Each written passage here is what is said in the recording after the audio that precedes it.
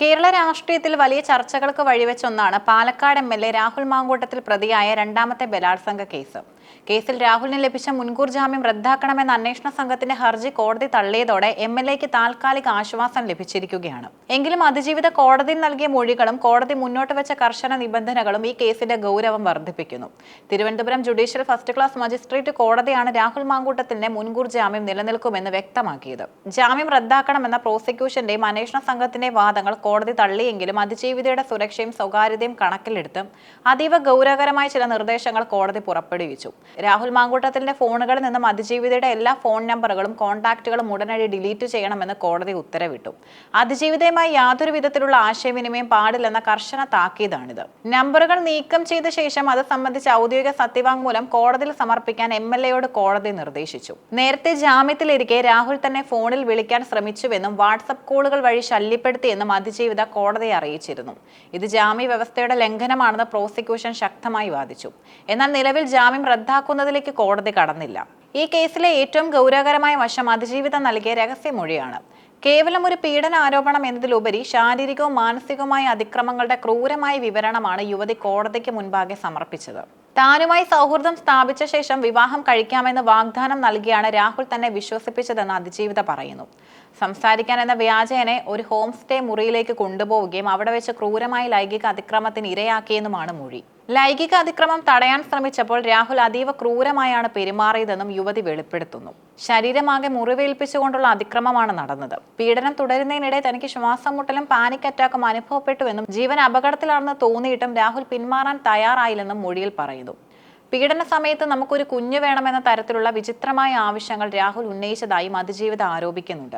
തന്റെ സമ്മതമില്ലാതെയും ശാരീരികാവസ്ഥ പരിഗണിക്കാതെയും നടത്തിയ അതിക്രമം വലിയ ട്രോമയാണ് തനിക്ക് നൽകിയതെന്നും യുവതി കൂട്ടിച്ചേർത്തു. ശാരീരിക ബന്ധത്തിന് ശേഷം വിവാഹം കഴിക്കാൻ സാധിക്കില്ലെന്ന് രാഹുൽ വ്യക്തമാക്കിയതോടെയാണ് താൻ ചതിക്കപ്പെട്ട വിവരം യുവതി തിരിച്ചറിയുന്നത്. എന്നാൽ പിന്നീട് വീണ്ടും ബന്ധം പുനഃസ്ഥാപിക്കാനായി രാഹുൽ നിരന്തരം ശല്യം ചെയ്തതായും അവർ പറയുന്നു. പീഡനത്തിന് ശേഷവും എം.എൽ.എ. തന്നെ വിടാതെ പിന്തുടർന്നുവെന്നാണ് അതിജീവിതയുടെ ആരോപണം. ഫോൺ വിളിച്ചാൽ എടുക്കാത്ത സാഹചര്യങ്ങളിൽ അസഭ്യം പറയുകയും വീടിന്റെ പരിസരത്ത് കാറുമായി വന്ന് നിർബന്ധപൂർവ്വം കൂടെ കൊണ്ടുപോകാൻ ശ്രമിക്കുകയും ചെയ്തതായി മൊഴിയിലുണ്ട്.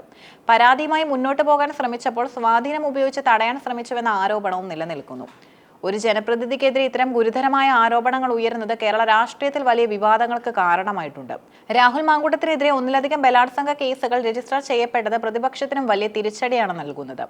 ഭരണപക്ഷ സംഘടനകൾ എം.എൽ.എയുടെ രാജി ആവശ്യപ്പെട്ട് പ്രതിഷേധങ്ങൾ ശക്തമാക്കുന്നു. എന്നാൽ രാഷ്ട്രീയ പ്രേരിതമായ കേസുകളാണെന്നാണ് രാഹുലിനെ അനുകൂലിക്കുന്നവർ വാദിക്കുന്നത്. കോടതി ജാമ്യം റദ്ദാക്കിയില്ലെങ്കിലും അന്വേഷണ സംഘം ഡിജിറ്റൽ തെളിവുകൾ ശേഖരിക്കുന്നതിലേക്ക് കടക്കുകയാണ്.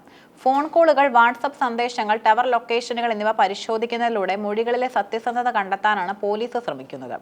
കോടതിയുടെ പുതിയ നിബന്ധനകൾ പാലിക്കപ്പെടുന്നുണ്ടോ എന്നും പോലീസ് നിരീക്ഷിക്കും. ലംഘനം ഉണ്ടായാൽ വീണ്ടും ജാമ്യം റദ്ദാക്കാൻ അപേക്ഷ നൽകാനാണ് പ്രോസിക്യൂഷന്റെ തീരുമാനം. അതിജീവിതയുടെ നീതിക്ക് വേണ്ടിയുള്ള പോരാട്ടം തുടരുമ്പോൾ കോടതിയുടെ നിരീക്ഷണങ്ങൾ വരും ദിവസങ്ങളിൽ ഈ കേസിൽ നിർണായകമാകും. പാലക്കാട് എം.എൽ.എ. രാഹുൽ മാങ്കൂട്ടത്തിനെതിരെ ഉയർന്നിരിക്കുന്ന അതീവ ഗുരുതരമായ ലൈംഗിക ആരോപണങ്ങളും കോടതി നടപടികളും വരാനിരിക്കുന്ന തിരഞ്ഞെടുപ്പുകളിൽ വലിയ രാഷ്ട്രീയ ചലനങ്ങൾ സൃഷ്ടിക്കുമെന്നതും ഉറപ്പാണ്. ഒരു ജനപ്രതിനിധി എന്ന നിലയിൽ അദ്ദേഹം നേരിടുന്ന ഈ നിയമ പോരാട്ടം മുന്നണികൾക്കിടയിൽ ശക്തമായ പ്രചാരണ വിഷയമായി മാറും. കേരളത്തിലെ തിരഞ്ഞെടുപ്പുകളിൽ നിർണായകമായ സ്വാധീനമുള്ള സ്ത്രീ വോട്ടർമാർക്കിടയിൽ ഈ വിഷയം വലിയ ചർച്ചയാകും. അതിജീവിതയുടെ മൊഴിയിലെ ക്രൂരതകളും പീഡന വിവരങ്ങളും വോട്ടർമാരുടെ മനസ്സിനെ സ്വാധീനിക്കാനുള്ള സാധ്യതയും ഏറെയാണ്. ഇത് യു.ഡി.എഫിന് വലിയ പ്രതിരോധം സൃഷ്ടിക്കുമ്പോൾ എൽ.ഡി.എഫിനും ബി.ജെ.പിക്കും ഇതൊരു പ്രധാന ആയുധമായി മാറും. യുവജന നേതാവ് എന്ന നിലയിൽ രാഹുൽ മാങ്കൂട്ടത്തിൽ ഉണ്ടായിരുന്ന പ്രതിച്ഛായയ്ക്ക് ഈ കേസുകൾ വലിയ മങ്ങലേൽപ്പിച്ചിട്ടുണ്ട്. മാത്രമല്ല അതിജീവിതയുടെ പല വെളിപ്പെടുത്തലുകളും രാഷ്ട്രീയ എതിരാളികൾ സോഷ്യൽ മീഡിയയിലൂടെയും അല്ലാതെയും വ്യാപകമായി പ്രചരിപ്പിച്ചു. ഇത് നിഷ്പക്ഷ വോട്ടർമാരുടെ നിലപാടിൽ മാറ്റമുണ്ടാക്കിയേക്കാം. വരാനിരിക്കുന്ന തിരഞ്ഞെടുപ്പുകളിൽ കോൺഗ്രസ് സ്ഥാനാർത്ഥികളെ നിശ്ചയിക്കുമ്പോൾ ഇത്തരം കേസുകൾ വലിയൊരു ഭാരമായി മാറും. രാഹുലിനെ പ്രചരണ രംഗത്ത് സജീവമാക്കുന്നത് തിരിച്ചടിയാകുമോ എന്ന ഭയം യു.ഡി.എഫ് ക്യാമ്പിലുമുണ്ട്. അതേസമയം സർക്കാരിനെതിരെയുള്ള അഴിമതി ആരോപണങ്ങളെ പ്രതിരോധിക്കാൻ ഭരണപക്ഷം ഈ ബലാത്സംഗ കേസ് ഉയർത്തിക്കാട്ടും. തിരഞ്ഞെടുപ്പ് കാലയളവിൽ കോടതിയിൽ നിന്നും കൂടുതൽ കർശനമായ നിരീക്ഷണങ്ങളോ തിരിച്ചടികളോ ഉണ്ടായാൽ അത് യു.ഡി.എഫിന്റെ ആത്മവിശ്വാസത്തെയും ബാധിക്കും. ഫോൺ നമ്പറുകൾ ഡിലീറ്റ് ചെയ്യണമെന്ന കോടതിയുടെ നിർദ്ദേശം പോലും രാഷ്ട്രീയമായി എം.എൽ.എക്ക് വലിയ ക്ഷീണമാണ്. ചുരുക്കത്തിൽ വ്യക്തിപരമായ ആരോപണങ്ങൾ എന്നതിലുപരി ഒരു രാഷ്ട്രീയ മുന്നണിയുടെ ധാർമ്മികതയെ ചോദ്യം ചെയ്യുന്ന രീതിയിലേക്ക് ഈ വിഷയം വരാനിരിക്കുന്ന തിരഞ്ഞെടുപ്പുകളിൽ വളരും.